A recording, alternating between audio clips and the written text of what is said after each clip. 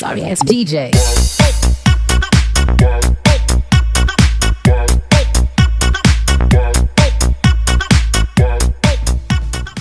Hello guys and welcome back to my channel. I am Victor Gallardo, third year computer engineering student at Cavite State University main campus. In today's video, I will make a video on how to use classification learner app using MATLAB software application.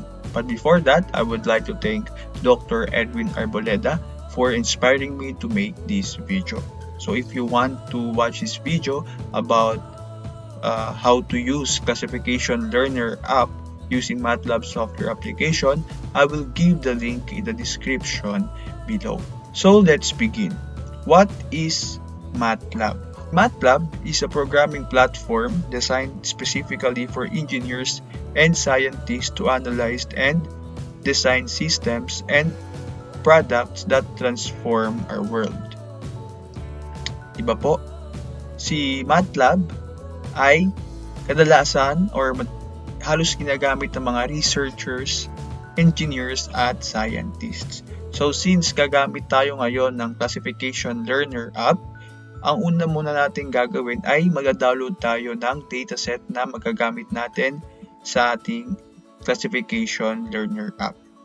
I have here 3 websites na pwede nating pag-downloadan ng ating mga datasets. So the first one is data.mendeley.com, UCI repository, and .kale repository.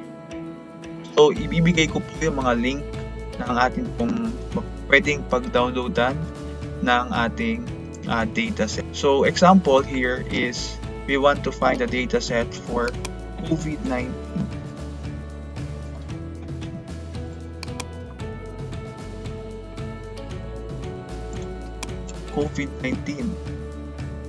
So you can see the data sets. So we will just click the data set and yun na po, meron ng data set para sa COVID-19 na pwede mo na magamit kay MATLAB as well as kay UCI Machine Learning Repository. Mag-search lang tayo kung ano po ba yung kailangan natin sa ating study and also sa Kale.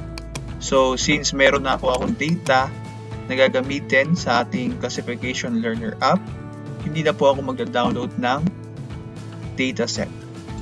So, let's move on to our MATLAB software application. So, this is our MATLAB interface. Ayan po siya. So, the first step that we need to do para ma-download or ma-import yung ating dataset sa MATLAB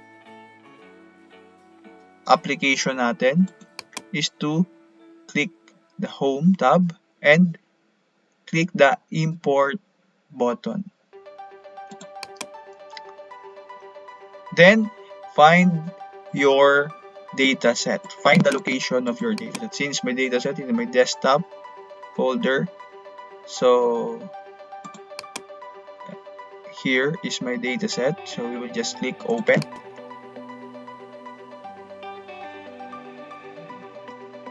Then, let's check if the information is correct. And kapag tama na yan, we will just click check or import selected data into MATLAB workspace. So since our data is imported in the workspace of MATLAB, the next step that we'll need to do is to open the apps tab and find the classification learner app. Here is the classification learner app and we will click new session. So in the new session dialog box, select a table or matrix from the workspace available. So we will click this from workspace. So then, click natin yung workspace variable na gagamitin natin sa ating classification learner app. So the app tries to select a suitable response variable and all other variables are predictors. So kapag gusto mong baguhin yan, pwede naman po. So since ito pa rin ang kailangan natin, hindi na natin yan babaguhin. And the validation is a method to examine the predictive accuracy of the fitted models. So validation estimates model performance on your data compared to training data and helps you choose the best model. So what is cross-validation? So cross-validation gives a good estimate of the predictive accuracy of the final model trained with all the data, while the holdout validation is the data to use as a test set using a slider control. So this app trains a model on the training set and assesses the performance with a test set.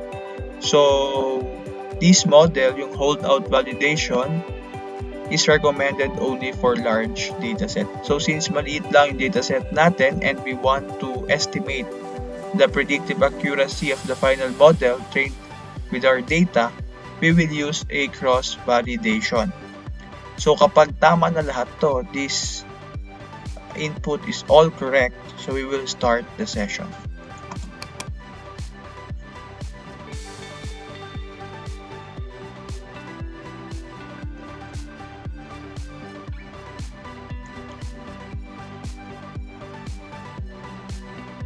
So in here, we can choose features to plot using the X and Y lists under predictor. So if you want to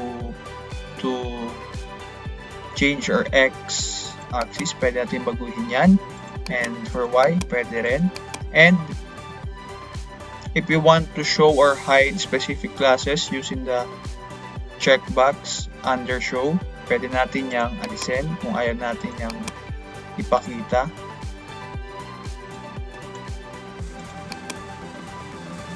And if you identify predictors that are not useful for separating out classes, pwede nating tanggalin yun sa ating feature selection. So just click feature selection and deselect the feature that you think are not useful for separating out classes. So the next step that we'll need to do is to train our model. So since hindi pa natin alam kung ano yung model na maganda sa ating data, so i-click natin lahat. I-click natin itong all to train all available classifier types. Then select natin itong user parallel and we will click train. Maghihintay lang tayo hanggang matapos itong pagte-train ng mga model. The next step that we will do is to find the highest accuracy level. So since may magkakaparehas or the same result, what we're going to do is to find the fastest model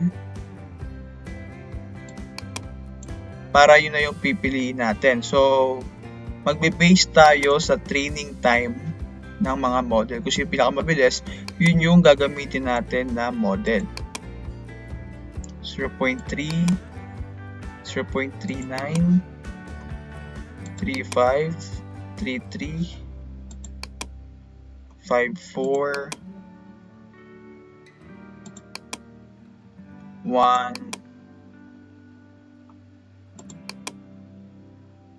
So SVM 33, 32.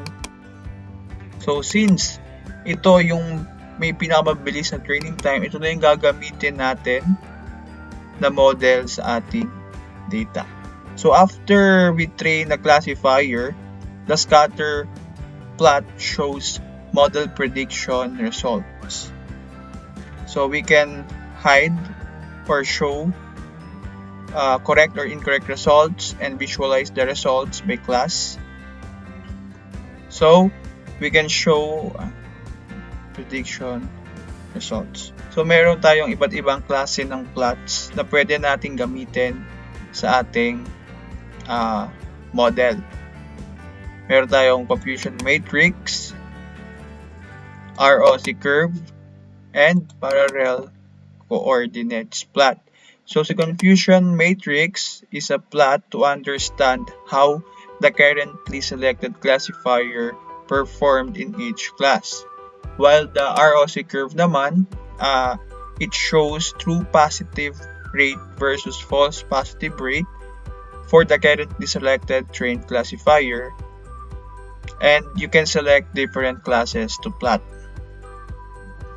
And the last one is the parallel coordinates plot. So this plot shows the performance of the currently selected classifier. So the marker shows the values of the false positive rate and the true positive rate for the currently selected classifier. So this plot can help you understand the relationship between features and identify useful predictors for separating classes. So you can visualize training data and misclassified points on the parallel coordinates plot. So when you plot classifier results, misclassified points, this one, showed dashed lines. So kapag na-check na natin and okay na lahat, check natin yung data natin, we can now export our model.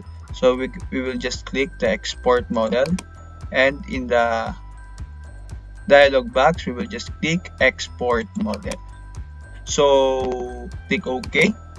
So yun lang po ang tutorial natin about classification learner app. So I hope you learned something, gained something about my video. If you like this video, don't forget to like, subscribe, and click the notification bell para lagi kayo updated sa gagawin nating video.